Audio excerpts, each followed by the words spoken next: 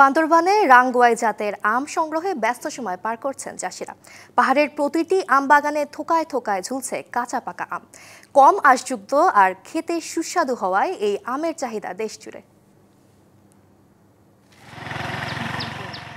বান্দরবানের উঁচু নিচু পাহাড়গুলোর প্রতিটি আম বাগানে থোকায় থোকায় ঝুলছে কাঁচা পাকা রাঙ্গুয়াই আম।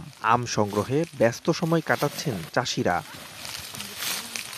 বেশি লাভের আশায় এসব আম কম দামে পাইকাররা কিনে নিয়ে বিক্রি করার জন্য নিয়ে যাচ্ছে ঢাকা, চট্টগ্রাম সহ দেশের বিভিন্ন জেলায়। আধ পাকা আম প্রতিমণ বিক্রি করছেন 800 থেকে 1000 টাকা করে, আর খুচরা পর্যায়ে পাকা আম বিক্রি হচ্ছে প্রতি কেজি 30 থেকে 40 টাকা।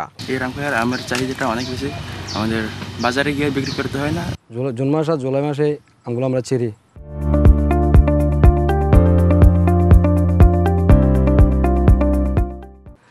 কক্সবাজার, ফেনী বা ঢাকা, সিলেট, বাংলাদেশে প্রায় জায়গাতে যাই।